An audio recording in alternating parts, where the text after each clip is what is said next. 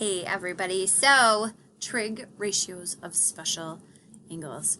Oh my gosh, so many uses, and the better that this goes for you right now, or the more that you practice daily, just as with any musical instrument or sports, you need the daily practice of this. And so what we're going to learn right here about these ratios are going to make all the difference in the world. The better you know them, the easier the next 2 months will be. All right, so let's look at 45, 45, 90. Remember how we talked about today, if we know this side, we're just going to call one side x.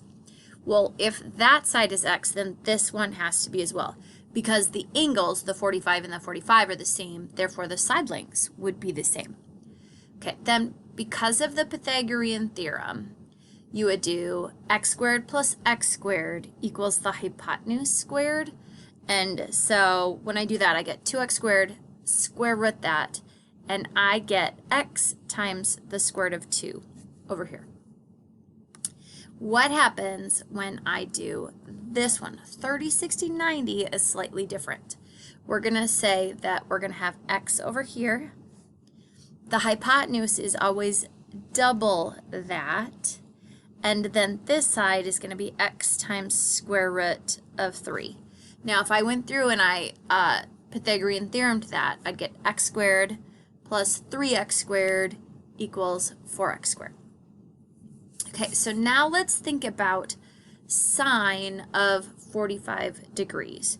Okay, so this right across the top, this whole top line, we're going to be dealing with this triangle. So sine of 45, we know that sine means opposite over hypotenuse. So opposite over the hypotenuse. So x over x square root 2. Which, see how the x and the x, they simplify to 1 over 1. Except for you can't have square root of 2 on the bottom.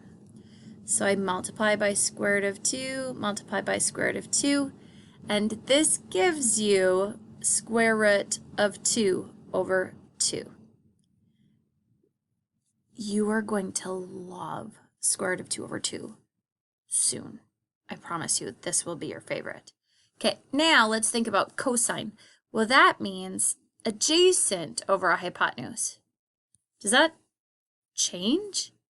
No, on a 45-degree angle, because the angles are the same, sine or cosine, both are going to be square root of 2 over 2. And that fact right there is why you're going to love it so much. Okay, tangent, opposite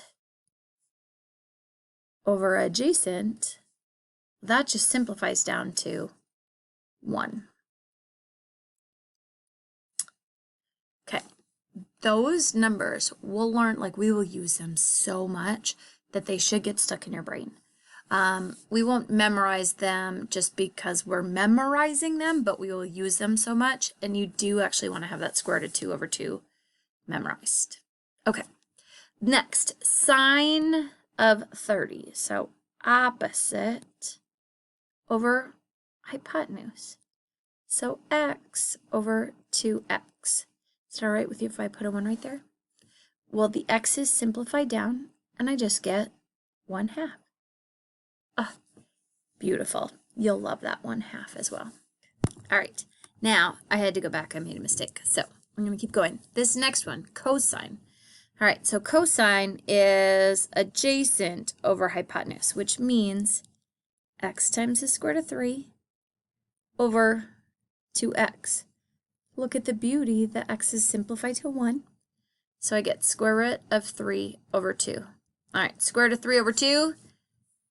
You're going to love that one as well. And last but not least, tangent. Opposite, so opposite over adjacent. So 1x over x square root 3. Okay, the x is simplified to 1, but you can't have that square root of 3 on the bottom.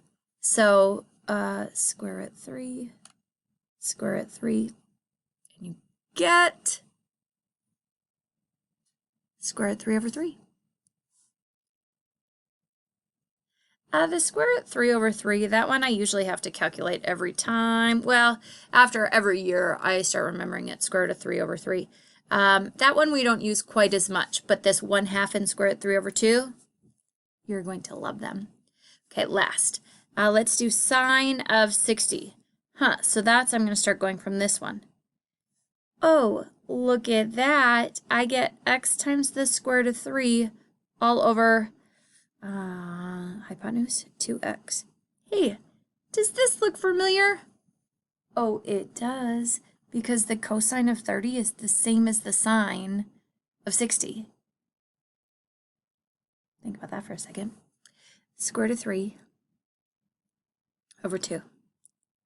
Okay, now if the sine of 60 is the same as cosine of 30, what do you think about the cosine of 60?